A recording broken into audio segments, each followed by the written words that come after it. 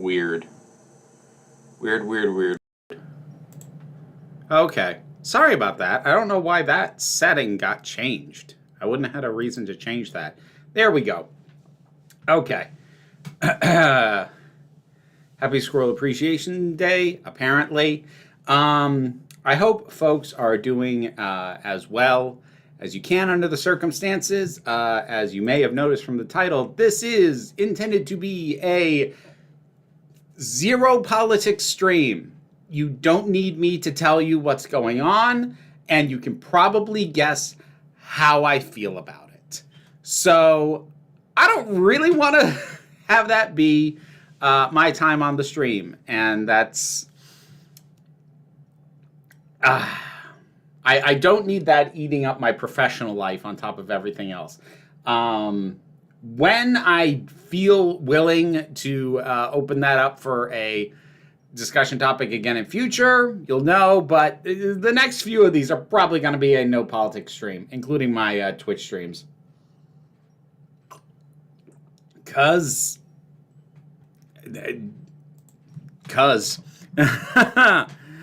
David Gipe came in with a super chat.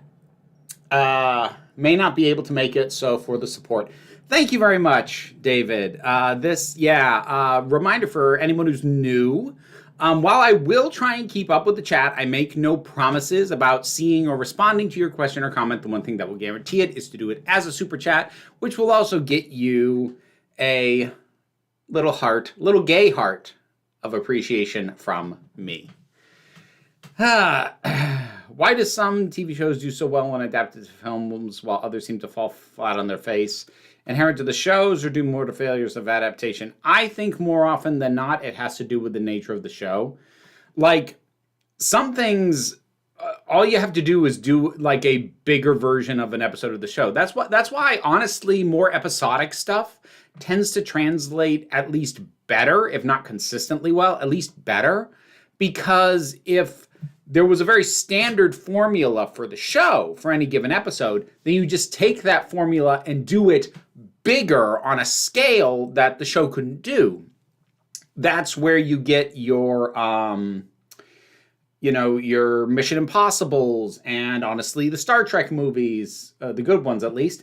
And that's where you get your Addams Families and that kind of thing. So I think, it's always going to come down to specifics in any given situation, because even with that, sort of general rule of thumb that I've just kind of laid out, that's not an absolute. Obviously, you could still screw up adapting a episodic show as well. You've asked me that before, Ms. Wicked Wolf.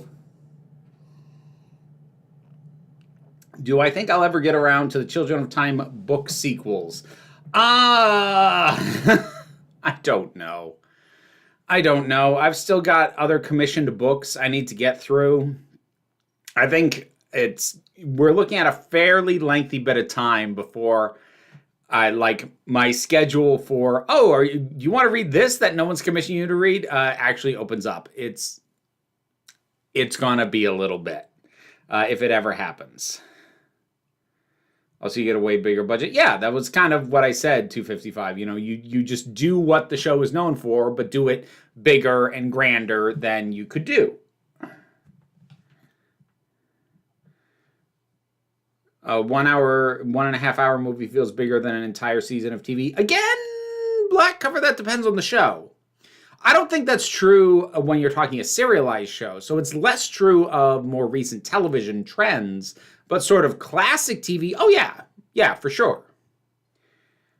Queer Celebrity News, the second main star of I Saw the TV Glow has changed their name to Jack Haven. Oh, good for them. That's lovely.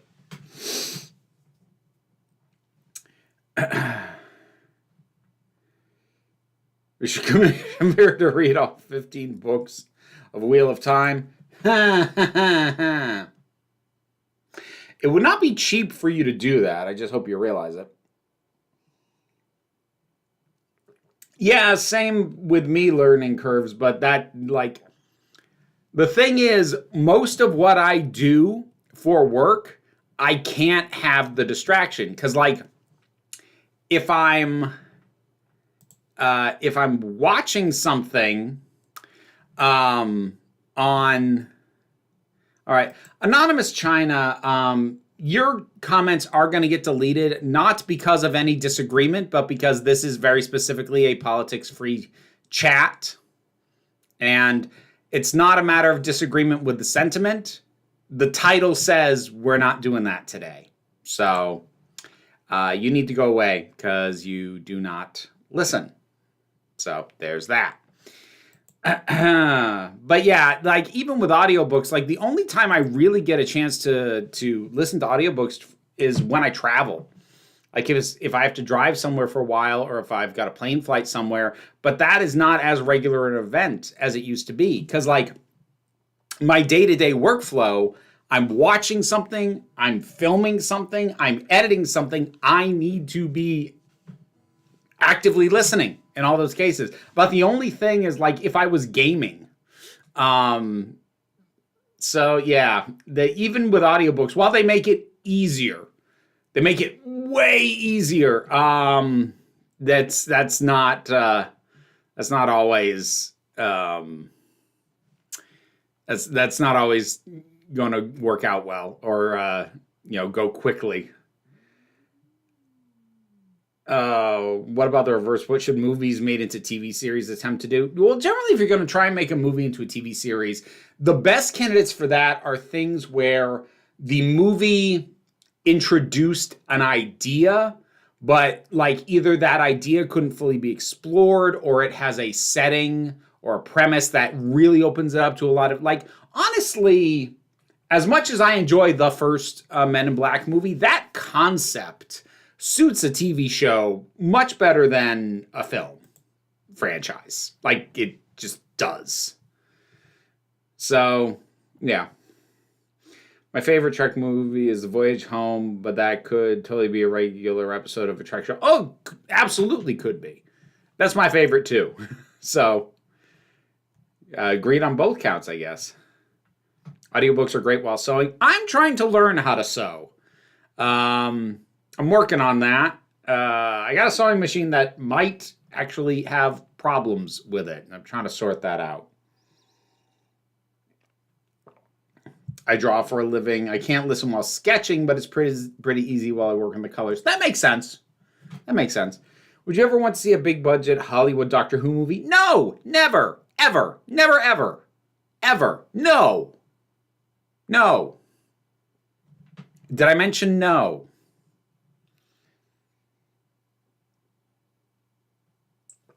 I appreciate that, Zodiarc Fang. I do have a question. Are there any actors and actresses you would want to see play the Doctor? I don't fantasy cast as a rule of thumb. It's one of the many things my brain just doesn't do very well. When we first heard that Chibnall was going to be showrunner, I was kind of hoping for Olivia Colman. I won't lie. They couldn't get her now. She's too big now. But I was kind of hoping. Oh, sorry. Excuse me a second. But other than that, like a part of me. All right, here's the thing. I know what I would want, but it's not what people would want, and he's already said he wouldn't do it. I would like to see Sean Pertwee play the Doctor, but not like to recreate how his dad did it, but to do his own thing with it. I would like to see him specifically do his own thing with it, but he's already said he has no interest in the part. So, that's another one. I would have liked to have seen, crap, why can't I think of his name? Sorry, give me a second.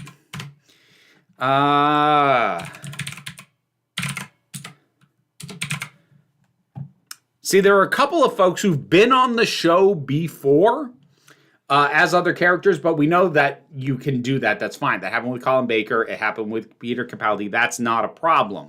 Patterson Joseph, I think he would have been great. And another one, Colin Salmon, I think would be really good. Both of whom have appeared on the show before. Leonard Nimoy is a better director than Shatner. Leonard Nimoy is a better everything than Shatner. Like I did. That's just kind of any Oscar predictions. Yes, Emilia Perez is going to be nominated for way too many things, and probably win way more than it should. Which is none. It should win none. But yeah. Audiobook recommendations. Oh, see, my favorite audiobooks of all time are actually I think they're kind of hard to get now, because not the books on audio, but the specific audiobook version that I love. My favorite audiobooks of all time are the Hitchhiker's Guide to the Galaxy books, read by the author Douglas Adams. I've heard other readings of it, like I've heard Martin Freeman. He did good, but like Douglas Adams was so good. And a lot of authors can't read their own work. Like they can't. He was so good. And most of the audio versions I've seen available, at least digitally, aren't him. Thankfully, I've got it on CD, but boy, that like, I really, really love listening to him read his own work. No Black Cover. I have no thoughts on that movie. I haven't seen it. Did you ever watch the Men in Black animated show? I did not. I did hear it was good, but no, I did not.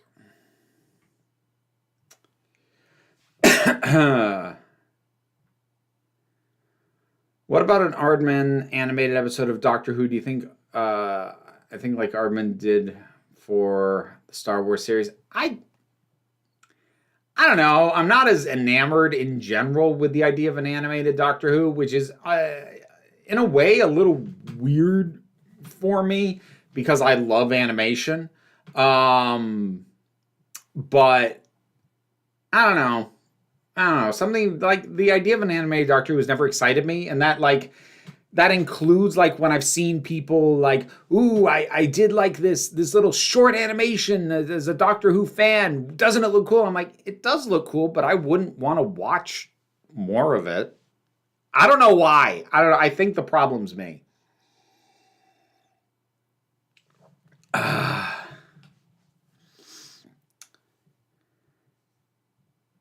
Have I seen Life on Mars? I have not. I'm familiar with it, but I have not. That Terminator anime I've been watching, it mentioned every time Skynet eliminates a resistance leader in past, someone else ends up taking the role in the new timeline. I kind of like that as a middle finger to the great man theory of history. Ooh, that's a really good way to contextualize that. Yeah, I like that too. It's like, no, it's not just this one person. This, like in the normal flow of history, this was the person who did it, but if they hadn't, somebody else would. Yeah, actually, I like that too. That's good. That's real good. Let's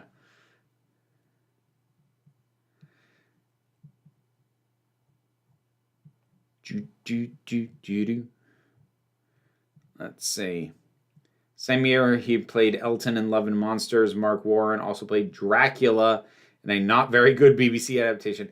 I have a hard time picturing him as Dracula. I don't want to pigeonhole an actor, but...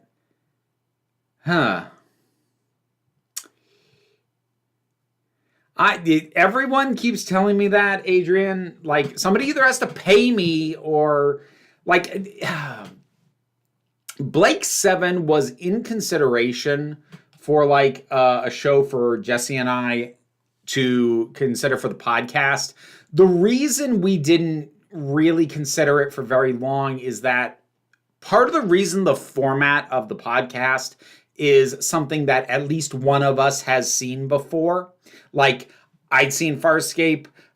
She'd seen Babylon 5. I saw The Prisoner. She's seen Battlestar Galactica, which is the next one we're going to do. It means the other one can basically vouch, I think you will like this, to the other one enough that even if, when there'll be hiccups, that like somebody will be there enjoying it. Like the worst thing to make is when you get on onto a podcast like, boy, this is just bad. Now, it's not bad for like a one-off individual episode. Sometimes it can be a lot of fun to rip into individual episodes that are bad. But like when you find yourself episode after episode just going, this is just not good, it's no fun. Not that I think Blake 7 isn't good, but we don't have that safety net of at least one of us knowing, because they've already seen it, that it's good. So I don't know when I'm ever going to get to something like Blake 7. If I could have one superpower, what would it be? Shape-shifting, just like every other gender-fluid person on the planet. Coyote Azul coming in with the super chat. Thank you. Thank you very much. I appreciate that.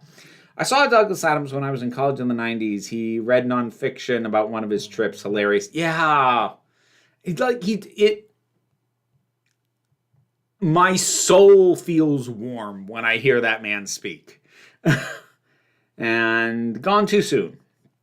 Gone way too soon. To be fair to Mark Warren, he was a very effective Mr. Tea Time and Hogfather. Oh yeah, I liked him in that. But that's still not what I would call a Dracula-esque role. Always annoyed me that Martin Freeman was cast as Arthur Dent because I always thought David Mitchell should have played the character at some point. I think Martin Freeman was perfectly good casting. He was even better casting as Bilbo Baggins. Shame that in both cases, that casting was wasted on bad movies.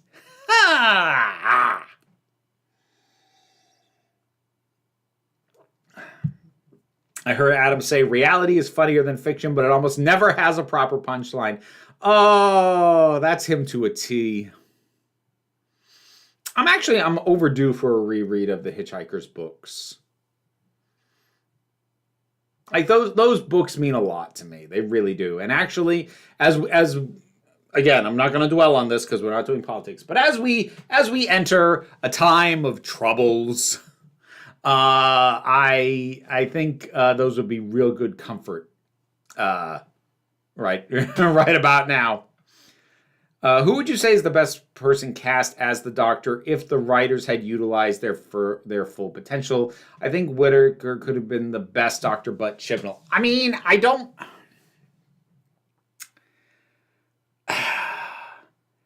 really know how to approach a question like that. Like, I get what you're saying. Like, there are some who were obviously held back by not great writing. Colin Baker is another really good example of that because you compare what he had to do on the show to what he's gotten to do with Big Finish. And while his performance is incredibly consistent, he's just in better stuff. I don't know, though. Because as much as the writing isn't great, I still have to believe that the acting and performance choices made by Whittaker were what she would have done regardless of the stories.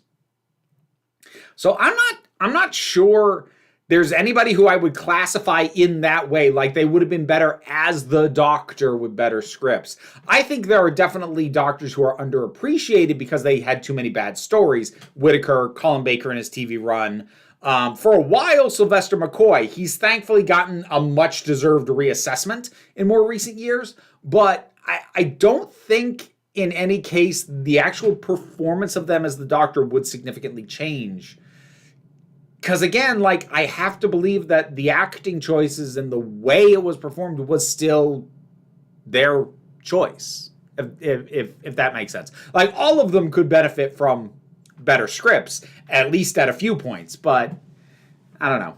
I guess my entire thoughts on the notion that you're talking about don't line up with yours enough for the question the way you asked it to actually work in my head.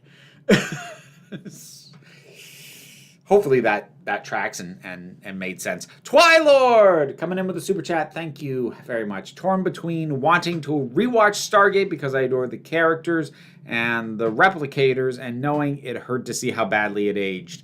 I have a suspicion. I don't think we ever considered Stargate. Well, I mean, part of it is Stargate's freaking long. Especially we've already set the precedent for doing spinoffs. But I do wonder if part of the reason Stargate wasn't an option was that so much of it would be spent going, oh, okay. Kind of balking at the premise and being like, oh, that's not good. Any thoughts on Escape from Arcadia? what I have heard and seen and read about it, sure seems pretty good. I haven't played it. I don't intend to. But like, I know a fair bit about it. I first learned about it because Yahtzee Croshaw talked about it. And what he said about the ending sounded really well put together. And I have looked up the end credit songs, which is quite good. I added that to a Spotify playlist. That one is a good dang song. Phil Paget, comedian, in there with the super chat. Hello, are you hyped for any of the 2025 MCU movies? What the hell is even coming out from the MCU this year? It's what? It's New World Order. It's... what the hell else is it?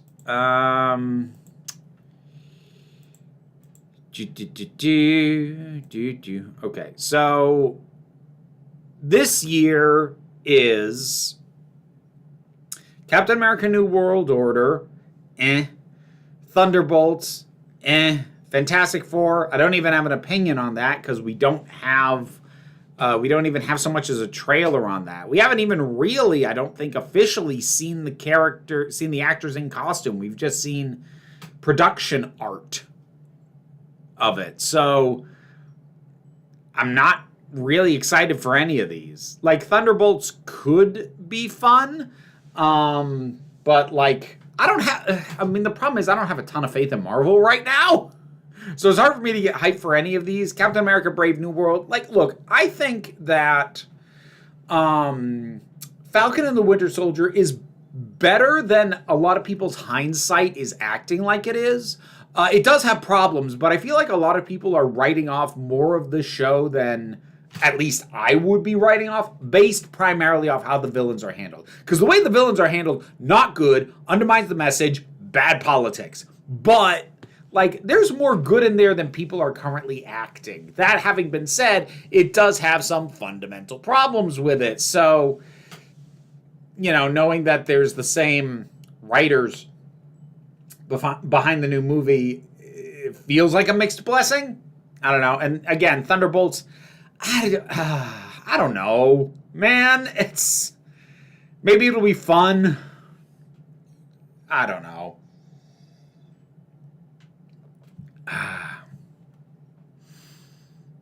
So, coming back. I was looking that up. Oh, Twilord coming back. I think I prefer to remember it as a Canadian written show that warned the rest of us that America... Right, no politics, bad Twilord. I'll take your word for that.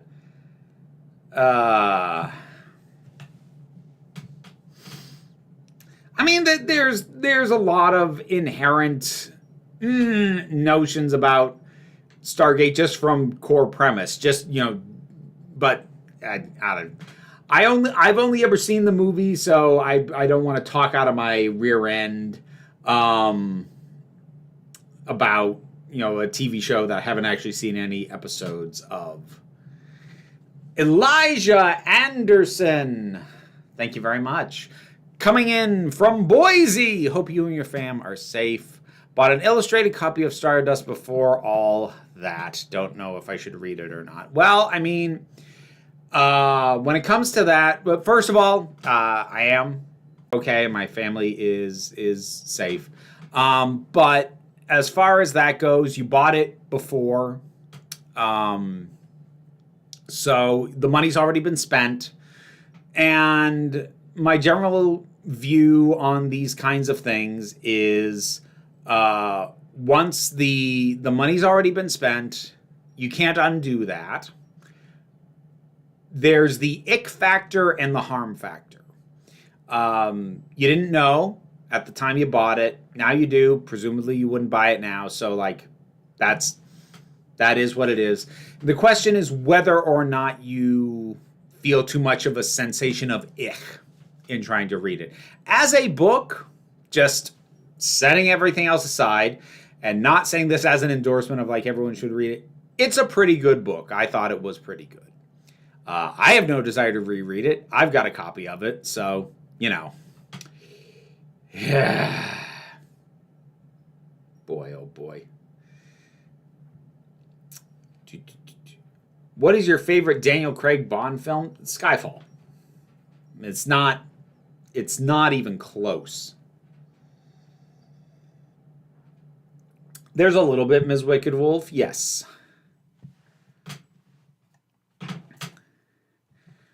Coyote Azul. Ever see the original Heavy Metal movie? Oh yeah! Oh yeah! I own that on DVD. That's a fun time.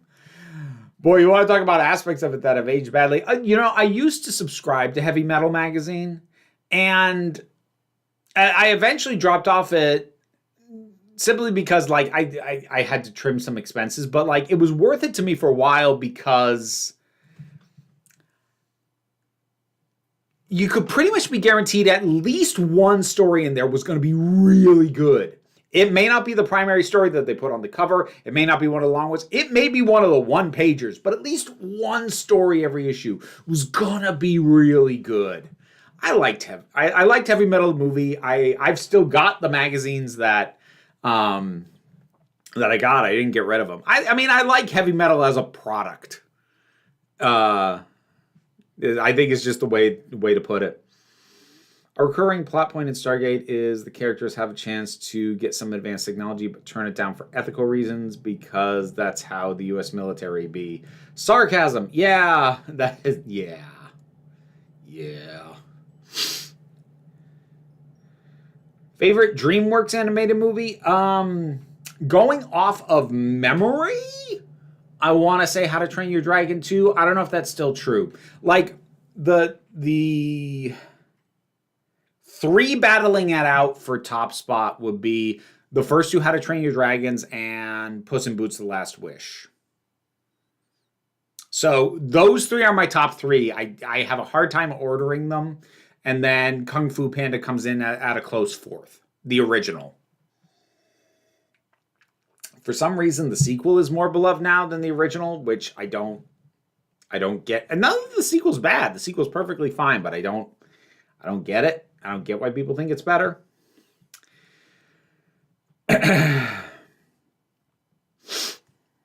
most niche thing I bought recently was the Blu-ray of Cooking Prince-Wise 1971 cooking show hosted by Vincent Price. Cooking Price-Wise. Wow. That's lovely. Do you have a least favorite franchise of all time? Like one you just do not care for at all? I don't think so, because if I don't, like, there's a bajillion franchises I never got into because, like, I either had no initial interest or it just flat out was something that I tried. I'm like, this isn't for me, and I walked. But I don't think I could name a least favorite because, like, I just don't care. You know what I mean? I'd have to care to label something a least favorite. Even though, you know, as a relative term, I suppose I still could. But then it's like, I'd have to muster up enough thought to care about stuff that I just don't care about. I don't know how to answer that. Thoughts on movies improving CGI for home release? Ha! Ha ha ha ha! Ha ha ha! I'm going to give you two answers to that, Phil. One of them is going to be kind of short because it's probably eventually going to have to be a video. When we're talking about effectively, like, the initial home release of something where they had to get it into movie theaters before the effects were done, I'm kind of okay with. But when they update the effects, like, say, with some of the Doctor Who re-releases, and especially when it's in conjunction with a whole other bunch of stuff, like they did with the colorized re-release of the War Games, and I don't normally swear in this stream, but I fucking hate that. I really do. Okay. Let's see here.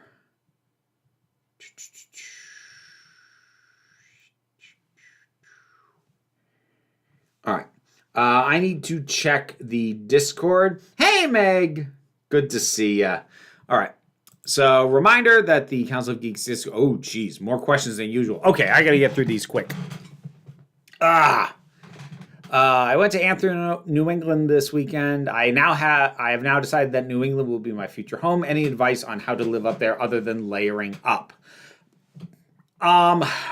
Shop around, because the cost of living in New England varies wildly.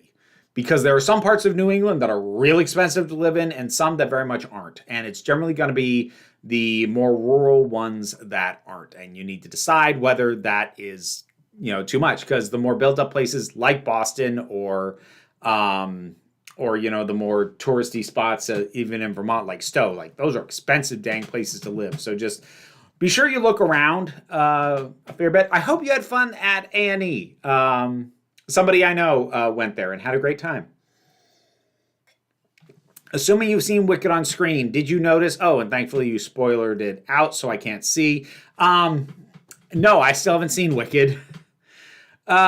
Which new Who showrunner do you think wrote the best season openers, the best season finales, wrote the best festive specials? Give me a second. So we've had the 3 showrunners. It's been RTD, it's been Moffat, it's been Chibnall.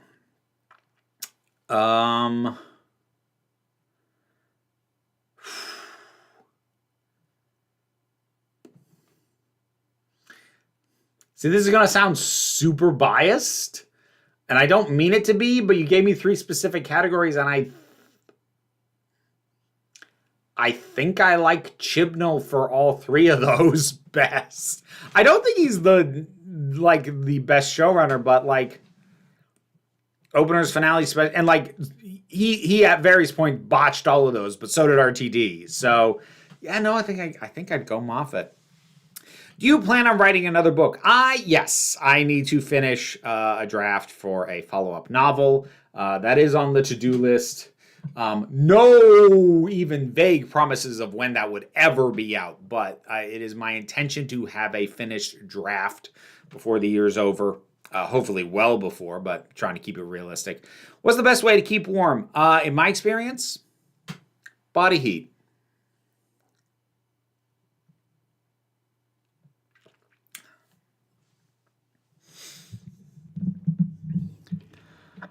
I find that a suitable person alongside you, wrapped in a blanket, skin to skin, is by far the best way to get and stay warm.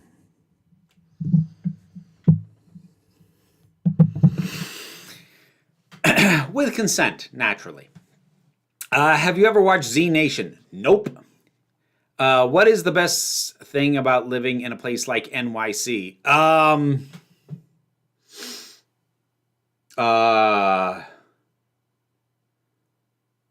Unless you're rich, not much. People talk about, oh, there's so much stuff going on. Yeah, and most people who live there can't afford to do any of it. There was a lot going on, and if you're not flat broke, there's a lot to do. So there's your best thing with a caveat. What's your favorite trope? It can be in every medium. I don't think I can name a single favorite trope, but there's a lot of tropes I like. I love a good poker scene. I love a heist. Honestly,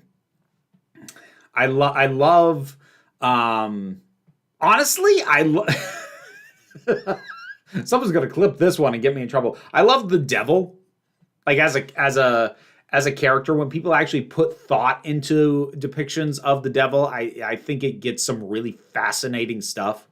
So yeah, Vera, what is best in life? What is best in life is warm company and good drink. I know you were trying to prompt me for the Conan reference. I didn't feel like biting today. What's bringing you joy lately? My friends, my family, my partners. That is. Other than that, I'm mostly just trying to keep busy. What are you most looking forward to right now? I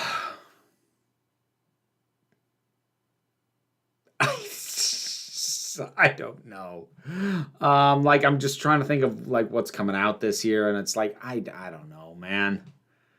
Maybe some of it'll be good. I'm a bad person for hype. I'm just not good for it. I'm looking forward to fewer things going badly than I expect to. If you could pitch a Doctor Who episode, what would it look like? See, I might actually be able to answer this for once, because people ask me that, and I'm always like, I don't know, because like it's a thing where my brain, like, I can't sync the thinking time into coming up with like, oh, what would you do for a Doctor Who episode? Because my brain goes, well, you're not getting the chance to do one, so why are you wasting your time thinking about that? But when you're asking me what it would look like, I can tell you that, because something I think I would like to do would be like, and this isn't like a story that Doctor Who has never done, but I kind of want to do something a little like The 11th Hour or The Girl in the Fireplace, but have it be strictly from the perspective of the person whose life the Doctor is popping in and out of. Because when we've gotten that story up to now, it's been from the Doctor's perspective. I want to get the other side of that. I don't know what story I'd tell with that, but I would like to explore that. What are your two favorite serials from Classic Who you've watched so far? City of Death and... trying to pick a second one is difficult. For the moment, like City of Death is pretty much locked in. This other one is the kind of thing where I'll probably give a different answer depending on what you ask me. For the moment, I'm going to say Happiness Patrol. Which companion would you most like to see return, a la Martha and the Centaur's stratagem two-parter? A one-off return for a character with a description of what they've done in the interim.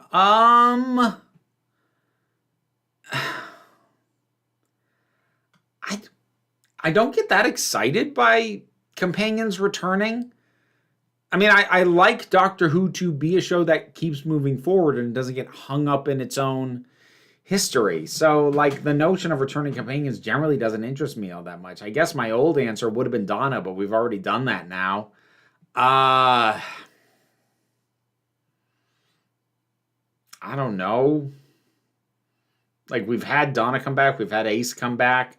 The ones that I could think of, like, they've already happened. I'm not sure if there's anybody left that I'd be that interested in. Not yet, but maybe one more regeneration down the line. Yaz, maybe. If you were to write a Doctor Who story, which regeneration/era would you most enjoy writing for? Probably the 7th Doctor, honestly. Yeah, I think I probably most enjoy trying to write that style. When you read a story told in first person, do you care if it's ever explained when or how the POV character actually created the accounts of the events in the book? Short answer, no. Unless, like, it is a story that, like, has a framing that is kind of contradicted by not allowing for that. Because there's more to the question. It says, I just finished a novel told from the perspective of two warring Roman emperors. It reads like they're both writing memoirs at some point in the end of their life, but one of them dies at the end, so there's no future point where he could be telling a story. See, that I would say is a problem, because if you kind of establish from one of them that, like, it is that kind of thing, but then the other one dies, like, you're kind of inconsistent in your own narrative. But, like, for my part, no, I don't need that. I don't care. Do you think it's possible to have someone who, I say that as someone who has literally written a short story from the perspective of somebody who dies at the end. So there's literally nobody this character could be telling the story to. So obviously I'm unbothered by it.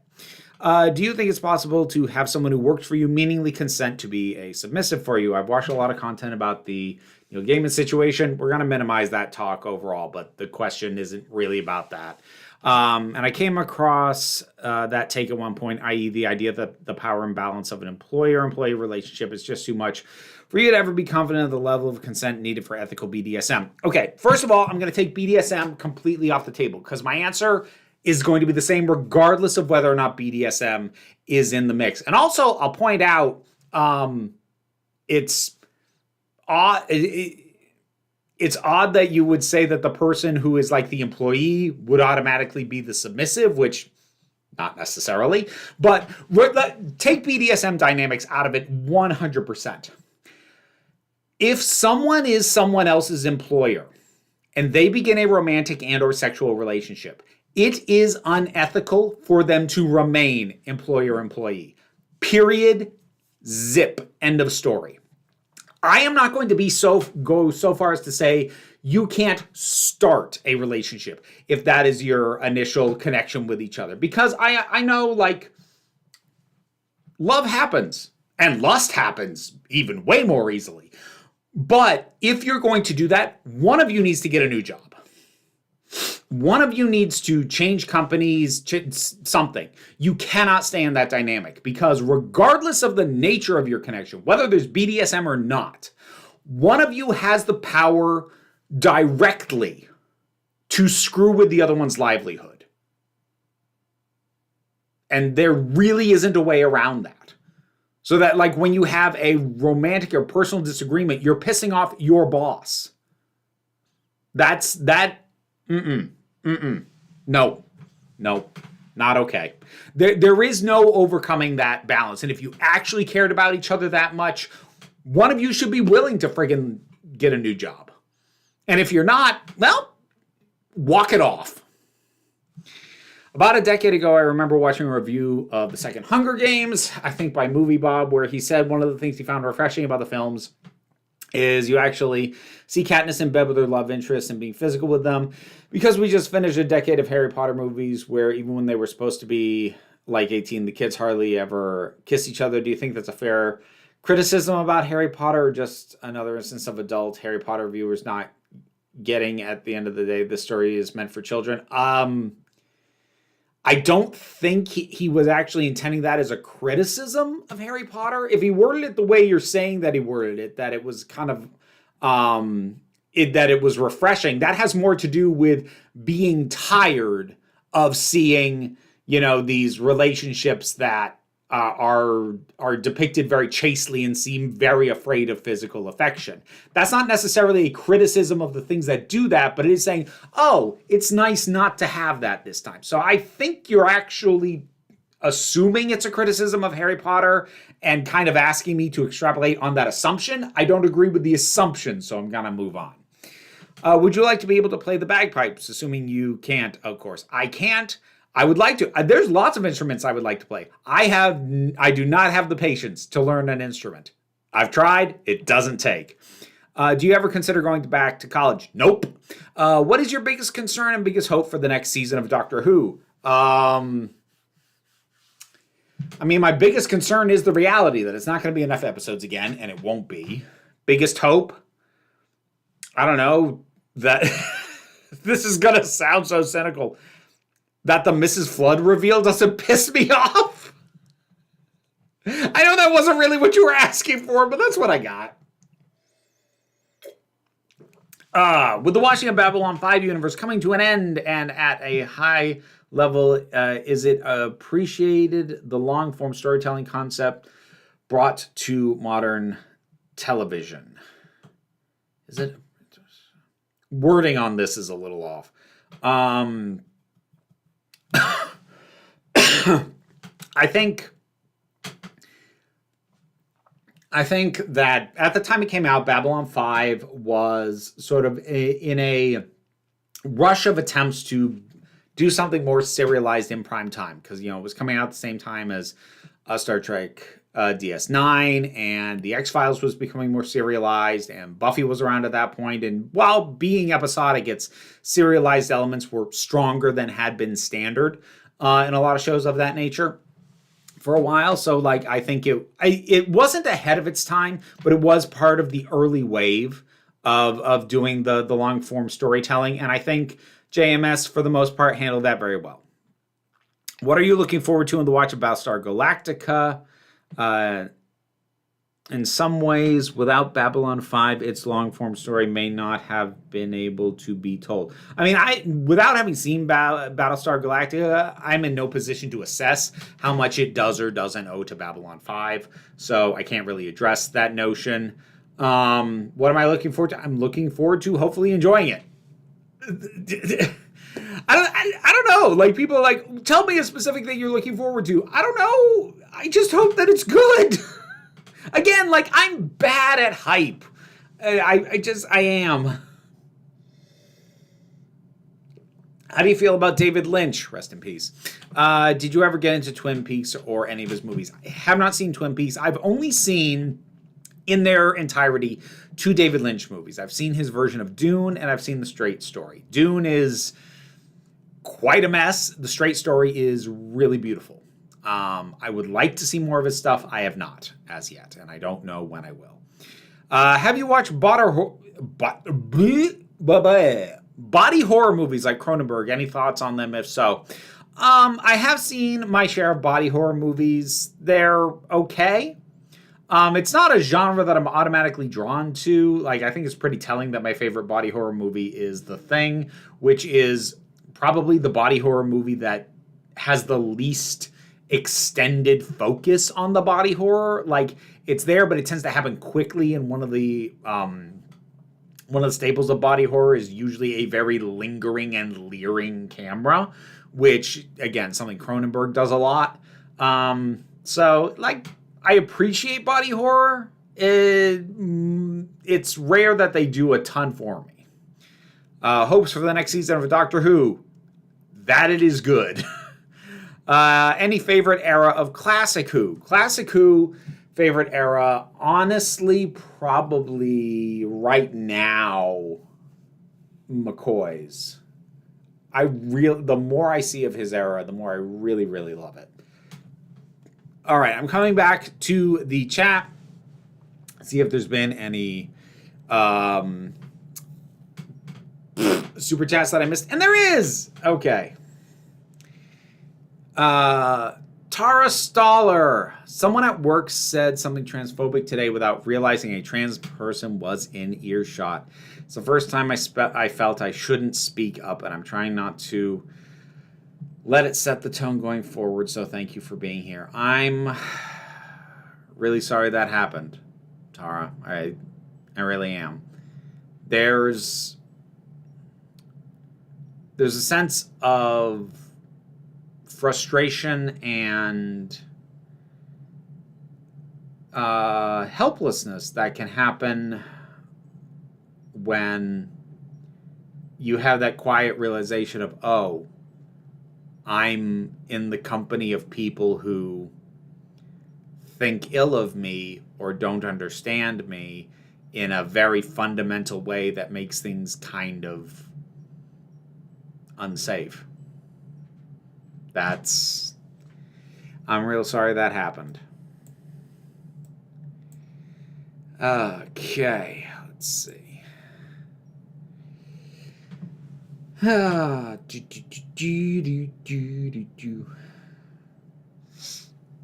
we watch classic Battlestar Galactica? I don't know. We're certainly not starting with it. We're starting with the reboot. I don't know if we'll do the original show or not. We might. No promises on that, though. 10 minutes. Thank you, Carolyn. We do have a hard stop because I have stuff to do. I've had a very busy day, and I'm still not done. I didn't watch much of McCoy's era as Doctor Who. I really like more. I mean, I really like him in the part, but I also really like a lot of the stuff that the stories were doing at the time. Because, like, I really like John Pertwee in the part as well. I don't like a ton of stories from his era, though. They fell into a formula that isn't my favorite. But I still like him in the part. McCoy has the 1-2 punch of, like, I really like him in the part, and I really like a lot of these stories. I always wish that Happiness Patrol ended one scene earlier. How bold would have been to end on the scene with Helen A. with her pet and the doctor just standing over her. I mean, fair. I think the ending is fine as it is, but yeah, that would have been a little bit bolder. That's Happiness Patrol is so good.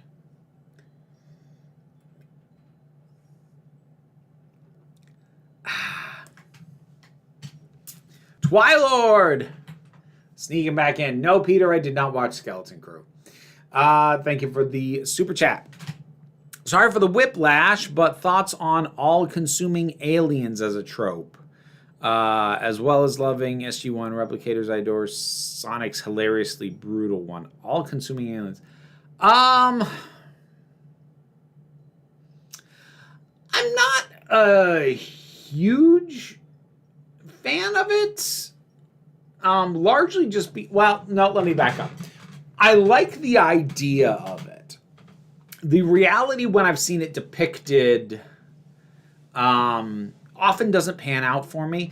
What I like about the idea of it is there is a cosmic horror element to that. Like there's something that just consumes. The problem that I generally find is a lot of stories that try and tackle that explain these things a heck of a lot more than I want them explained. Like in my mind, I understand you can overdo it because sci-fi is meant to have a somewhat different flavor from fantasy, but like the universe is so big, you are allowed to just have weird stuff out there. And I honestly, hard sci-fi isn't bad.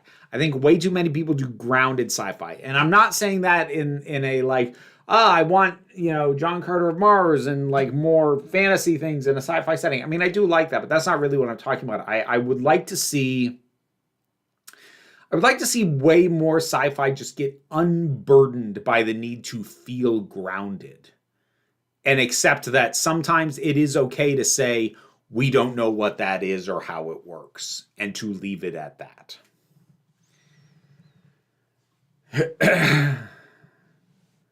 Well, thank you, Doug. I appreciate that. Hugs to you too, Meg. Thank you for stopping in.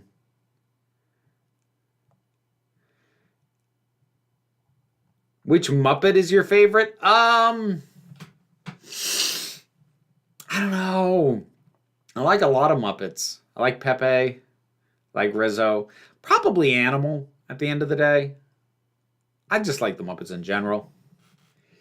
Would you like a third season of Space 1999 if it happened? I've not seen any of the first two seasons, so I have no opinion.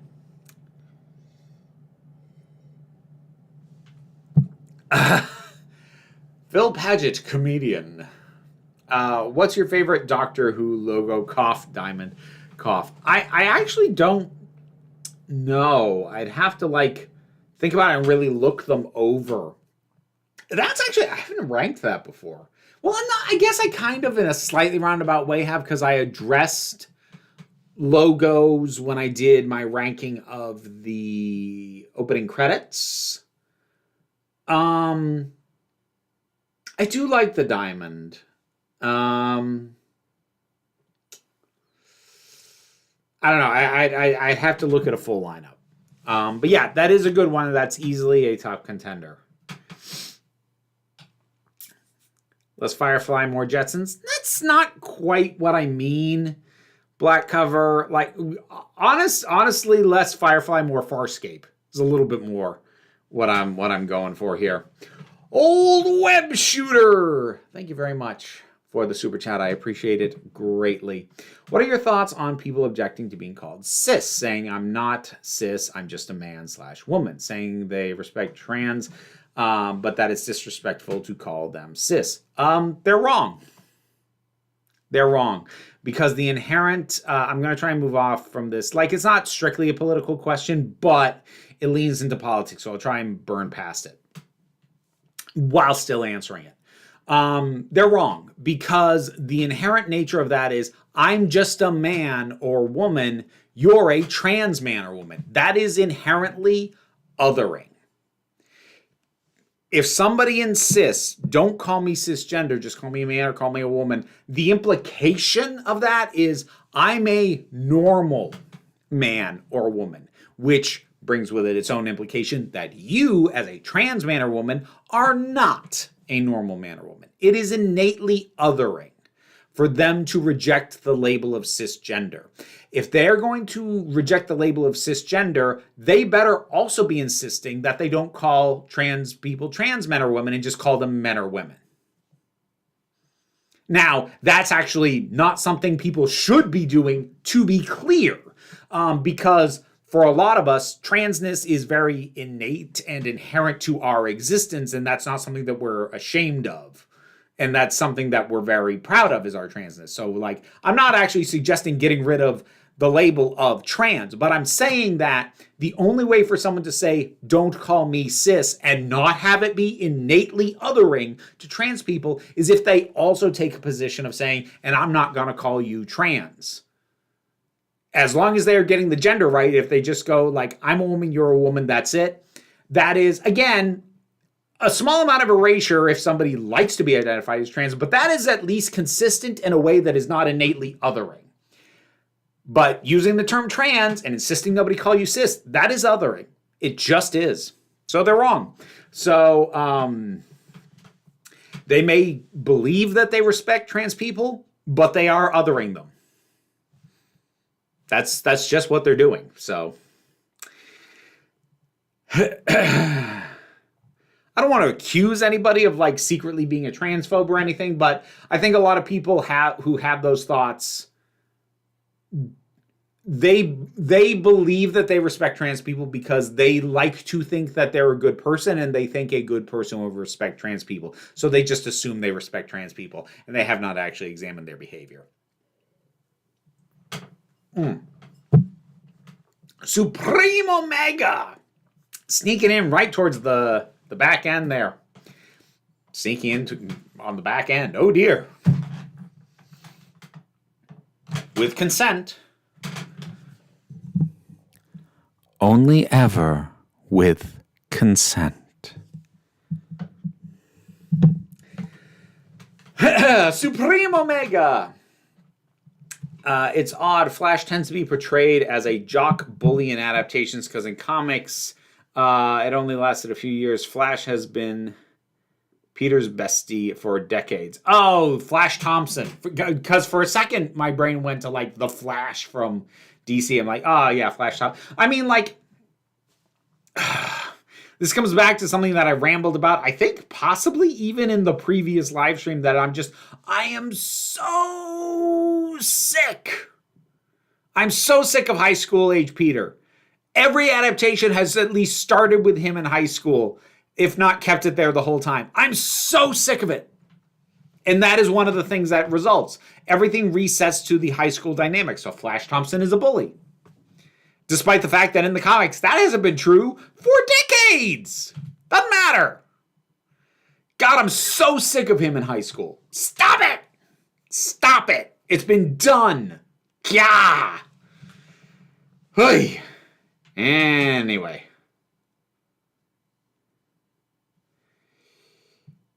I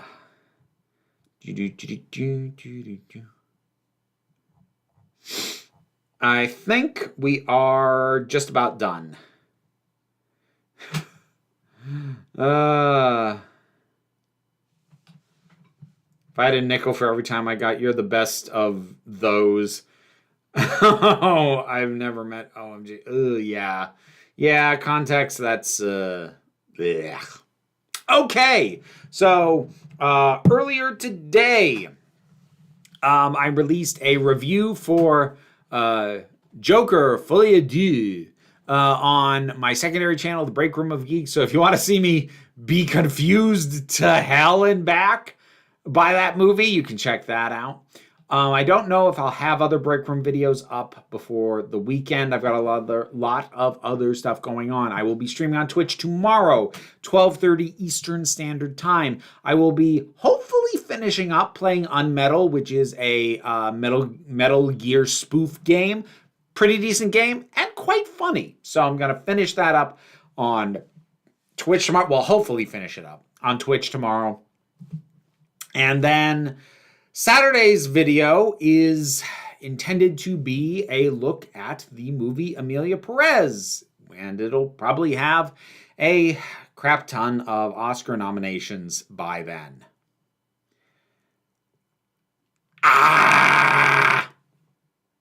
Anyway, that's what's coming up in the immediate. Everybody take care. And in case people missed it at the front end of the live stream, I am intending to have the Twitch stream be politics free as well. So if that was comfort to you here, it hopefully will be there as well. Twilord sneaking in the very end for one more super chat. I think I'm out, but they just pull me back in. The all-consuming alien and Sonics are slightly magic space demon-toned, hive mind stun-based weaponry. Then their leech spawn drain your insides. Then full-grown ones chomp your still alive ass. Sonic is a weird franchise, man. It's a dang weird franchise. It gets weirdly dark for something where the lead character is a bright blue hedgehog in sneakers. That franchise is weird, man. And I'm not judging. I'm not saying it's bad, but grant me that it's weird. Just grant me that. You can like it. That's fine. But it's weird, right? Right? Okay. Anyway. Thank you very much all for joining me. I hope that you have a great rest of the day, rest of the week. Just take care of yourselves. And please remember that you are beautiful, you are valid, and you are loved. You are the council. I am just running the meetings. And until next time, this council is adjourned. McCavity!